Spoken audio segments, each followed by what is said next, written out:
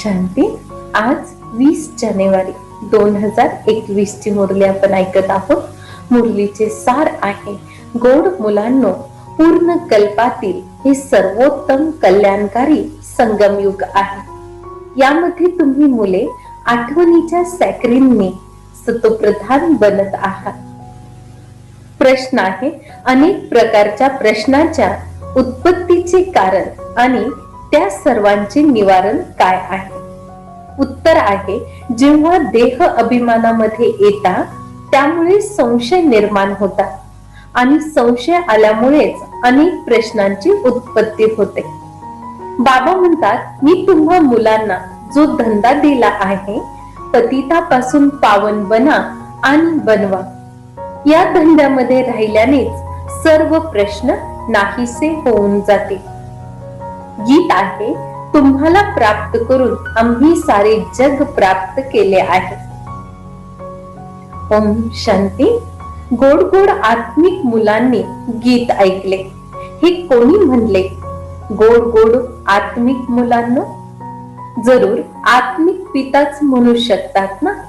गोड गोड आत्मिक मुलांना आता समोर बसली आहेत आणि बाबा फार प्रेमाने समजवित आहेत. आता तुम्ही जाणत आहात, आत्मिक पित्याशिवाय सर्वांना सुख शांती देणारे किंवा सर्वांना या दुःखापासून मुक्त करणारे दुनियेमध्ये आणखीन कोणीच मनुष्य असू शकत नाही. त्यामुळे दुःखामध्ये बाबांची आठवण करतात. तुम्ही मुले समोर बसले आहात, जाणतात की बाबा आम्हाला सुखधामाच्या लायक बनवित आहेत. सदा सुखाचे मालक बनविणारे बाबा सम्मुख आले आहेत. आता समजवत आहे, समोर ऐकल्याने आणि दूर राहून ऐकल्यामध्ये फार फरक आहे. मधुबन प्रसिद्ध आहे ना. मधुबन मध्ये त्यांची कृष्णाचे चित्र दाखविले आहे, परंतु कृष्ण तर नाही. तुम्ही मुले जाणत आहात, यामध्ये मेहनत आहे. निराकारला आठवण करण्यामध्ये मेहनत आहे. साकार मनुष्य आत्म्यांना किंवा देवतांना आठवण करणे सोपे जाते. म्हणून बाबा म्हणतात की यामध्ये मेहनत आहे. म्हणून बाबा म्हणतात यामध्ये मेहनत आहे. स्वतःला वारंवार आत्मनिश्चय करायचा आहे. मी आत्मा बाबांकडून वारसा घेत आहे. बाबा साऱ्या चक्रामध्ये एकाच वेळी येतात. हे कल्पातील उत्तम संगमयुग आहे. याचे नाव पुरुषोत्तम ठेवले आहे. हे संगमयुग आहे ज्यामध्ये सर्व मनुष्य मात्र उत्तम बनत आहे. आता तर सर्व मनुष्य मात्रांचे आत्मे तमप्रधान बनले आहेत, मग सतोप्रधान बनतात. सतोप्रधान आहात तर उत्तम आहात. तमोप्रधान बनल्यामुळे मनुष्य कनिष्ठ बनले आहेत. तर आता बाबा आत्म्यांना समोर बसवून समजवित आहेत. सारा अभिनय आत्माच करत आहे, न की शरीर. तुमच्या बुद्धीमध्ये आले आहे की आम्ही आत्मा मूळ निराकारी दुनिया किंवा शांतीधामचे राहणारे आहोत. हे कोणाला पण माहित नाही ना. स्वतः समजावू शकतात. तुमच्या बुद्धीचे आता कुलूप उघडले आहे. तुम्ही समजत आहात, बरोबर आत्मे परमधाम मध्ये राहतात. ते निराकारी जग आहे, हे साकारी जग आहे. येथे आम्ही सर्व आत्मे कलाकार अभिनय करत आहोत. पहिल्या प्रथम आम्ही अभिनय करण्यासाठी येतो. सर्व कलाकार एकत्र येत नाहीत. वेगवेगळ्या प्रकारचे कलाकार येतात जातात. सर्व एकत्र तेव्हा येतात जेव्हा नाटक पूर्ण होते. आता तुम्हाला माहिती मिळाली आहे, आम्ही आत्मे मूळ शांतीधामचे रहिवासी आहोत. इथे अभिनय करण्यासाठी आले आहोत.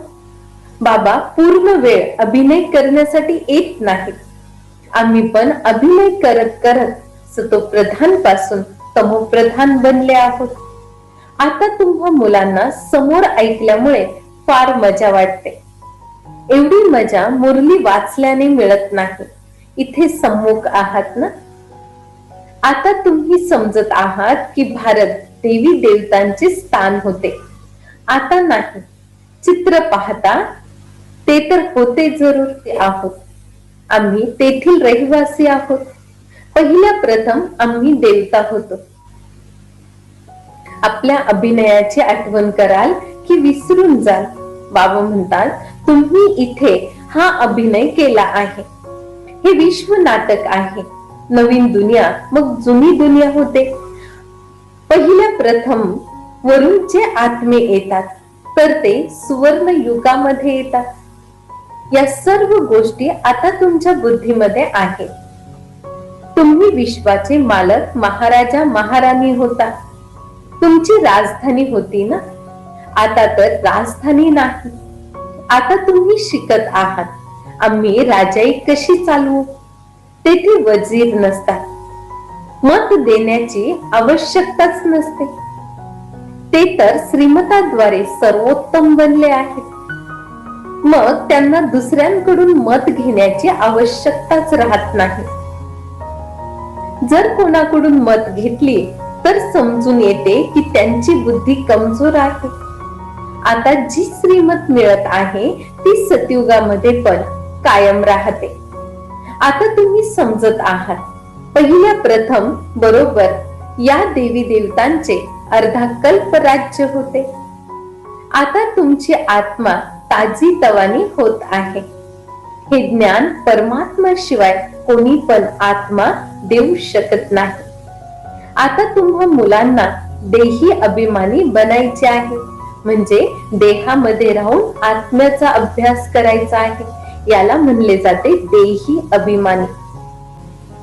शांतीधाम मधून येऊन येथे तुम्ही बोलत आहात. बोलल्याशिवाय कर्म होऊ शकत नाही. ही फार समजण्याची गोष्ट आहे. जसे बाबांमध्ये सारे ज्ञान आहे तसेच तुमच्या आत्म्यामध्ये पण ज्ञान आहे. आत्मा म्हणते की आम्ही एक शरीर सोडून संस्कारानुसार मग दुसरे शरीर घेतो. पुनर्जन्म पण जरूर घेतो.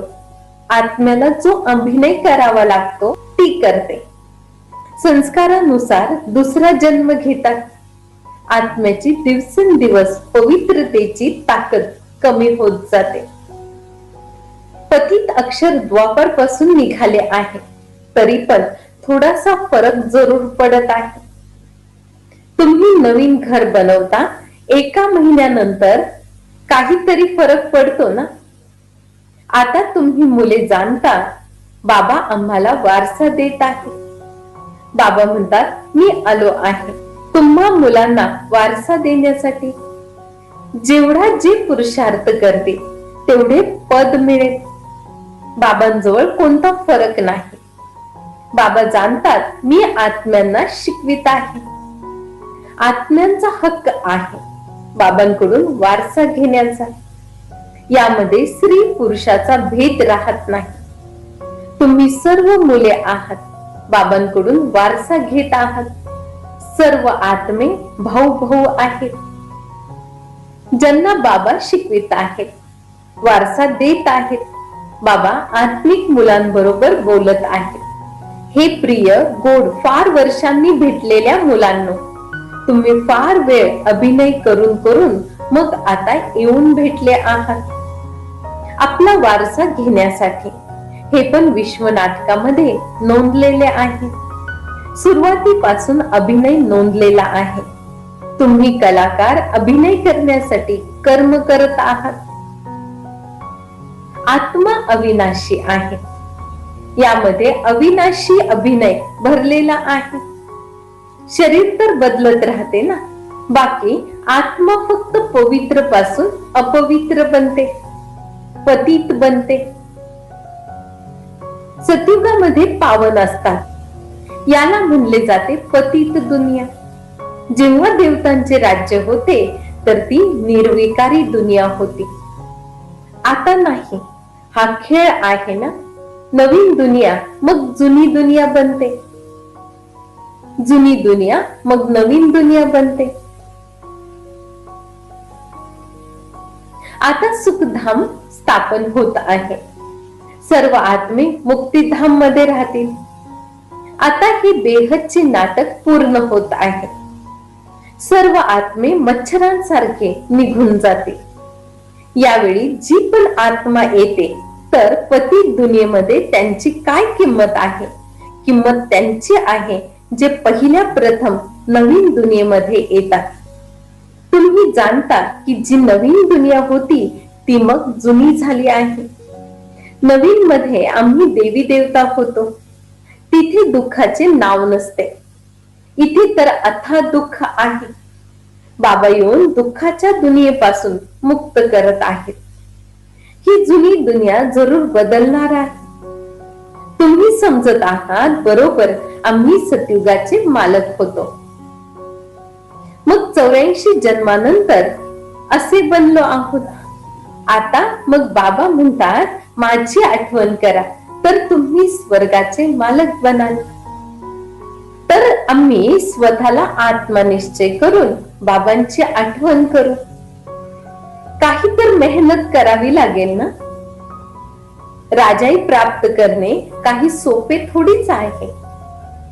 बाबांची आठवण करायची आहे.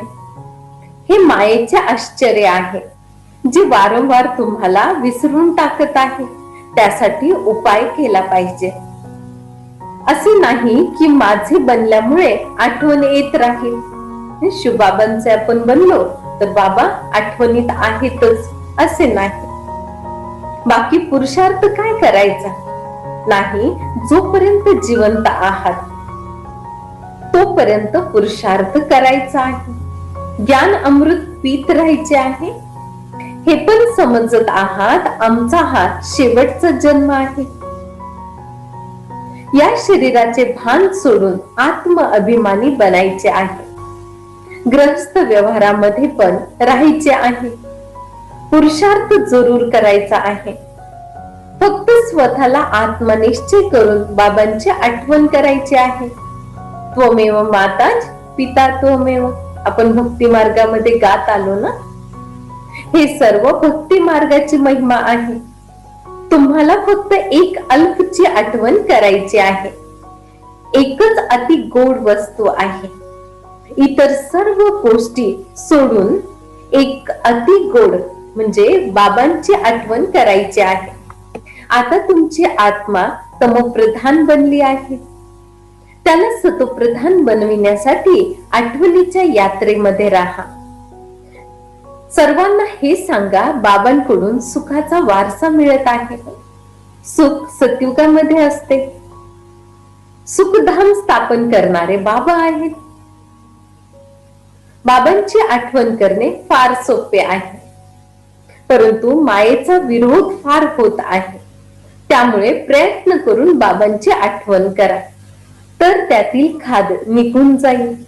सेकंड मध्ये जीवन मुक्तीचे गायन आहे. आम्ही आत्मा आत्मिक पित्याची मुले आहोत. तेथील राहणारे आहोत. मग आम्हाला आमचा अभिनय रिपीट करायचा आहे. या नाटकामध्ये सर्वात जास्त आमचा अभिनय आहे. सुख पण सर्वात जास्त आम्हालाच मिळत आहे. बाबा म्हणतात तुमचा देवी देवता धर्म फार सुख देणारा आहे. आणि बाकी इतर शांतीधाम मध्ये आपोआप निघून जातील. हिसाब किताब चुकत करून खूप विस्तारामध्ये आम्ही का जावे. बाबा येतातच सर्वांना परत घरी घेऊन जाण्यासाठी. मच्छरांसारखे सर्वांना घेऊन जातील. सतयुगामध्ये फार थोडे असतात. ही सारी नाटकामध्ये नोंद आहे. शरीर नाहीसे होऊन जाते. आत्मा जी अविनाशी आहे ती हिसाब किताब चुकत करून निघून जाते. असे नाही की आत्मा अग्नीमध्ये पडल्यामुळे पवित्र होते. आत्म्याला आठवणी रूपी योग अग्नीने पवित्र करायचे आहे. योगाची ही अग्नी आहे. त्यांनी मग नाटक बनविले आहे. योगाची अग्नी. सीता अग्नीमधून बाहेर आली. अग्नीद्वारे कोणी थोडेच पावन बनतात. बाबा समजवत आहेत तुम्ही सर्व सीता यावेळी पतित आहात, रावणाच्या राज्यामध्ये आहात. आता एका बाबांची आठवण करून तुम्हाला पावन बनायचे आहे. राम एकच आहेत. अग्नी अक्षर ऐकल्यामुळे समजतात अग्नीतून पार झाले. कुठे योग अग्नी, कुठे ती अग्नी.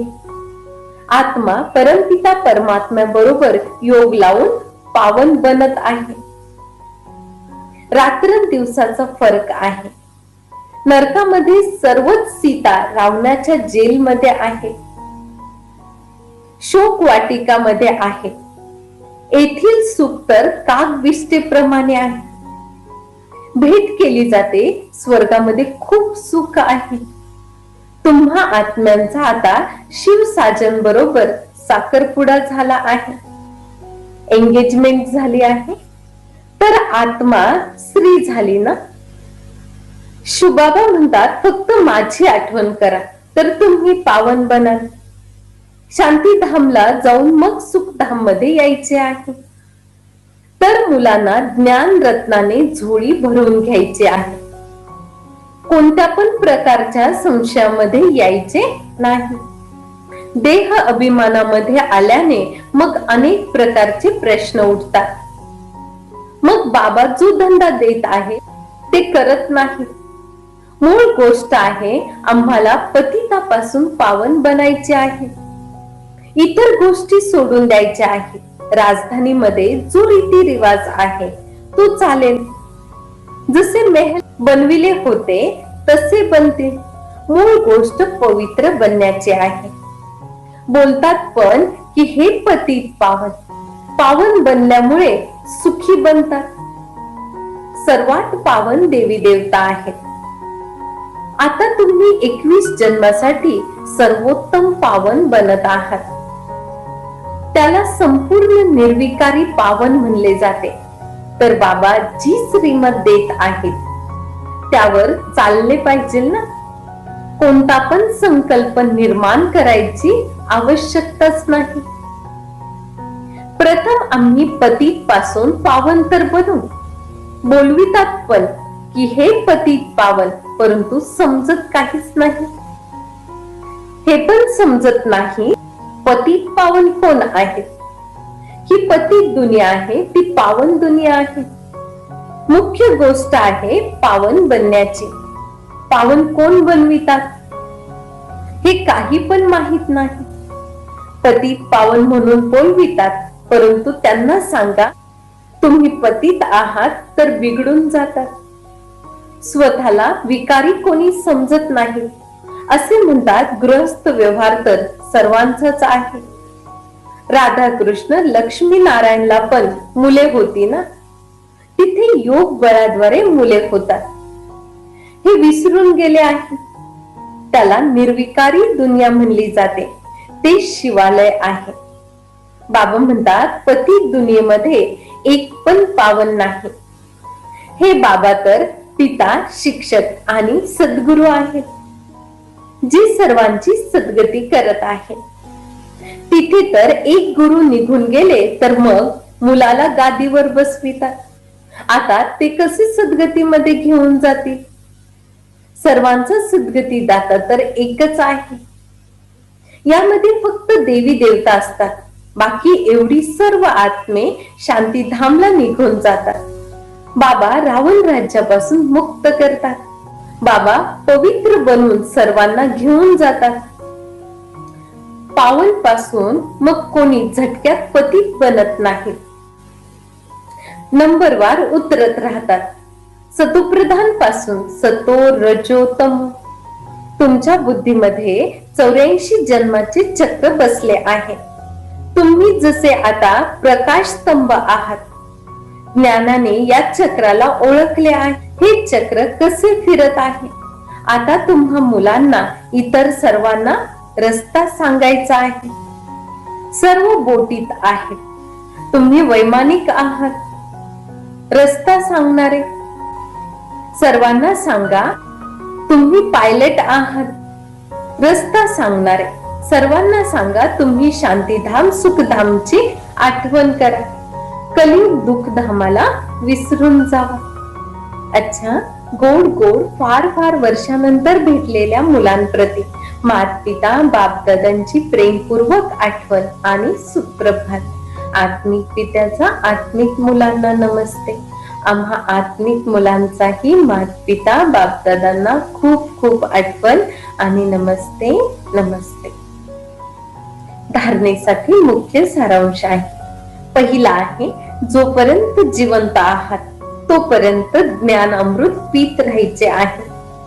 स्वतःची झोळी ज्ञान रत्नांनी भरायची आहे. संशयामध्ये येऊन कोणते प्रश्न निर्माण करायचे नाही. दुसरा आहे, योग अग्नीने आत्मरूपी सीतेला पावन बनवायचे आहे. कोणत्या गोष्टींच्या विस्तारामध्ये न जाता देही अभिमानी बनण्याची मेहनत करायची आहे. शांतीधाम आणि सुखधामची आठवण करायची आहे. आजचे वरदान आहे, देही अभिमानी स्थितीमध्ये स्थित होऊन नेहमी विशेष अभिनय करणारे संतुष्ट मनी भव. विस्तारामध्ये बाबा म्हणतात, जी मुले विशेष अभिनय करणारी आहेत त्यांचे प्रत्येक कर्म विशेष आहे. कोणते पण कर्म साधारण नसते. साधारण आत्मा कोणते पण कर्म देह अभिमानी बनून करतात.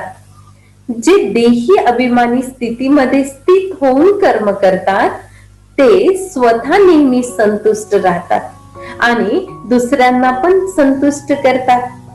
त्यामुळे त्यांना संतुष्ट मनीचे वरदान स्वतः प्राप्त होते. अच्छा, आजचे बोधवाक्य आहे, प्रयोगी आत्मा बनून योगाच्या प्रयोगाने सर्व खजान्यांना वाढवीत चला. ओम शांती.